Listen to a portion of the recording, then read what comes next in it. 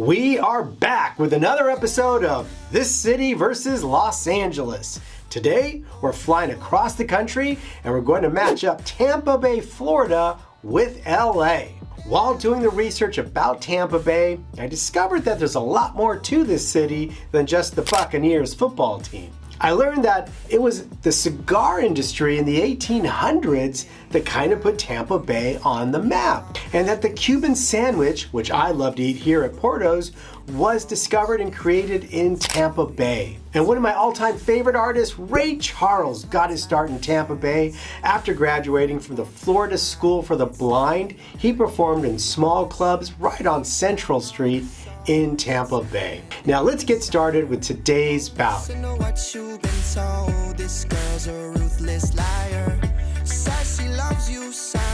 This is an old school 15-round bout before they cut those boxing matches down to 12 rounds like they are today. Now, in the red corner, weighing in at 398,000 people, Tampa Bay. In the blue corner, weighing in at 3,822,000 people, Los Angeles. Let's start round one, size. Tampa Bay is 175 square miles, while Los Angeles clocks in at a sprawling 502 square miles. Round one goes to LA. Round two, density. Tampa Bay has 2,265 people per square mile. Los Angeles crams 7,600 people into that same square mile. It's crowded here. Tampa Bay gets round two. Time for round three, weather.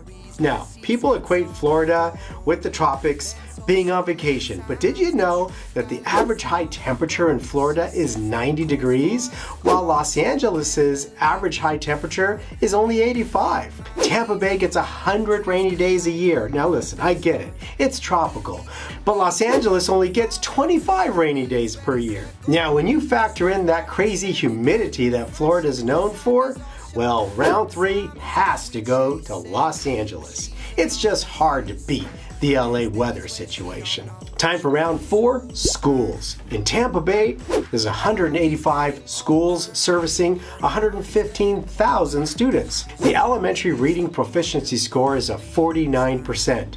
Los Angeles beats that with a 55%. The math proficiency score in Tampa Bay is 47%, which does beat Los Angeles's 37%. And Tampa Bay has an 86% graduation rate, which beats out LA's 82. Listen, I think we have to give round four to Tampa Bay. Time for round five, crime.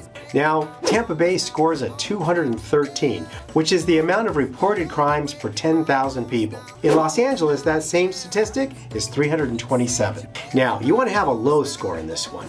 Violent crimes in Tampa Bay rank in at 287, which is less than Los Angeles's 398. Listen, I think we have to give crime to Tampa Bay.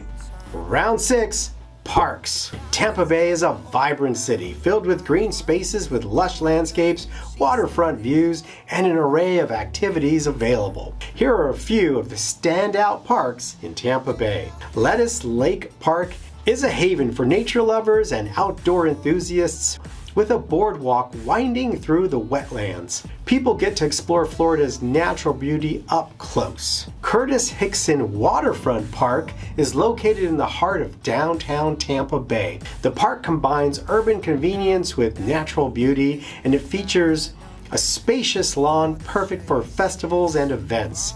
A lot of activities and things go on there. It's also very close to museums and restaurants, so it's a very popular place. The Bayshore Linear Park Trails is famous for being the longest continuous sidewalk in the world. Now, I checked that out, and it's apparently 4.5 miles long of one continuous sidewalk. It also has breathtaking views of Tampa Bay, and of course, it's great for jogging, biking, and the trail is lined with beautiful homes. So, Los Angeles has 420 parks. Griffith Park is the highlight in LA. It's 4,300 acres. It features the Griffith Park Observatory, golf courses, the Batman Cave over at Bronson Canyon. It has Travel Town, a zoo, and an old zoo even. has hiking trails galore. Also in LA is the Kenneth Hahn State Recreation Park, which is in the middle of the west side of LA near Culver City. It's 7 miles of hiking trails with shocking views of downtown on one side and the Pacific Ocean on the other. LA State Historic Park is 32 acres right next to downtown, and it has incredible views just of the downtown skyline, and it went through a 3-year renovation project, and now it's host to some favorite events, craft fairs, music festivals. Now, if you like museums, Exposition Park near the Coliseum, which will play host to the 2028 Summer Olympic Games, has the California Science Center, the Natural History Museum, and the California African American Museum. Now, I think we need to give round 6 parks to Los Angeles. Well, looks like after 6 rounds, we are tied 3-3. Let's talk cost of living in round 7. Now, no shocker here, but the cost of living in Tampa Bay is way cheaper than Los Angeles. If 100 is considered the average for cost of living, in Tampa Bay, they rate a 95.2. And the cost of living in LA is 147. Good gracious. So Tampa Bay, 4.8% below the average. LA, 47% above the average. Round 7 clearly goes to Tampa Bay. Round 8 is rent. Now, if you want to rent a 1-bedroom apartment in Tampa Bay, it's going to set you back about $1,661. That same apartment in LA, $2,589. 2 bedrooms in Tampa Bay is going to run you $2,055, while in LA that 2 bedroom is going to run you $3,600. A 3-bedroom in Tampa Bay is $2,442, and in LA expect to pay $5,461 for that 3-bedroom apartment. Wow. Listen, round 8 clearly goes to Tampa Bay. Now, round 9, housing cost. The average home in Tampa Bay is going to set you back $368,000. Okay, but in LA, that average is going to run you $930,000. Listen, enough said about this conversation. Round 9 goes to Tampa Bay. Now, when you buy that house, you're going to have to pay taxes, and that brings us to round 10, taxes. In Tampa Bay, property taxes are almost 2%, 1.97 to be exact, and in Los Angeles, property taxes are only 1.25% of the purchase price. And because of something we have called Proposition 13, they don't really go up much either. So round 10 goes to Los Angeles. Now, getting around town and doing it without a car is important to some people.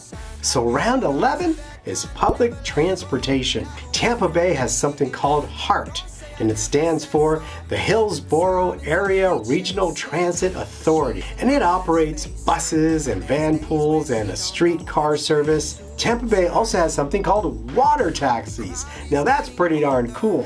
You get to hop on a boat and it'll take you around the bay to dinner or breakfast or wherever the heck you're going. LA doesn't have that. LA does have the Metro Rail system, which is kind of like our subway system, and it's pretty environmentally friendly, and it's actually one of the most heavily used light rail systems in the country. Our bus system that we have in LA services about 30 million passengers a year. LA also has a walk score of 69 and a transit score of 53, while in Tampa Bay, they have a walk score of only 50 and a transit score of 31. Now you want the higher numbers than that one, so round 11 goes to Los Angeles. Round 12 is employment. Tampa Bay is home to employers such as the state of Florida, MacDill Air Force Base, Big Care Health Systems, Publix supermarkets, and the Hillsborough County School District.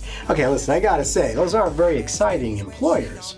In LA, on the other hand, we're home to some of our biggest employers, which is Walt Disney, Apple, Bank of America, Google, NBC Universal. Now, you've got some really exciting job opportunities in LA. But Tampa Bay also has an unemployment rate of 3.2%, which is significantly less than Los Angeles' 5.2%. And when you look at the long-term unemployment averages of 5.8, while in Los Angeles that same number is 8.3. It doesn't sound good for LA, and I'm going to have to give employment to Tampa Bay. Let's talk sports in round 13. Tampa Bay is home to the Tampa Bay Buccaneers NFL football team, made famous by Tom Brady, who left his Patriots and brought a few of his buddies with him and turned a down-and-out football team into a Super Bowl champion. Way to go, Tom Brady. They also have the Rays, Major League Baseball team, the Rowdies, I love that name, their soccer team, and the NHL Lightning. LA is home to some of the most prestigious sports franchises in the world, with the Los Angeles Dodgers, of course. The Lakers and the Clippers are even our second NBA team. Heck, we even have two football teams, with the Super Bowl champion Los Angeles Rams from just a couple years ago, and of course those poor Chargers who left their city that loved them so much and came to LA where nobody even knows them. We also have a National Hockey League team, the Kings, and a couple of soccer teams. Now, you gotta give professional sports and this round to Los Angeles. Time for round 14, food. Now, Tampa Bay surprised me in the food scene. It's definitely improving and becoming known for its fusion of traditional flavors like Cuban and Vietnamese banh mi. And there are 24 restaurants recognized by the Michelin Guide in Tampa Bay, and 3 of them that have Michelin stars. By the way, that's 3 more than Dallas had. I was impressed by that for Tampa Bay. Los Angeles, on the other hand, has 199 restaurants recognized by the Michelin Guide and 24 restaurants with Michelin stars. Hey, it's hard to beat Los Angeles in the food department, so round 14 goes to Los Angeles. So there you are, people, tied at 7 rounds each. Time for the 15th and final round, entertainment. Tampa Bay has a few live music and live theater options like the Amalie Arena and the smaller Orpheum, a great little dive of a music joint. The Straz Center for Performing Arts offers Broadway shows, opera, ballet, and a world-class facility. Los Angeles has iconic venues like the Hollywood Bowl, the Greek Theater, the Wiltern, and historic clubs like the Troubadour and the Roxy. And if you want live theater, we have the Dorothy Chandler Pavilion, the Mark Taper Forum right in downtown LA, not to mention the Pantages Theater in Hollywood. Let's face it, it's hard to beat the entertainment capital of the world in the category called entertainment. So the winner of this bout is Los Angeles. Now look, I'll tell you this much. I did a lot of research about Tampa Bay, and it really made me want to go check this place out. I'm a fan of Miami, and I think Tampa Bay is probably a fun place to hang out for a week. So if you've been there, or you're there now, and you want to add some insight to Tampa Bay, please feel free to join the conversation in the comments, and let's hear what you think about Tampa Bay versus Los Angeles. Don't forget to hit the like and subscribe buttons so you don't miss any further videos.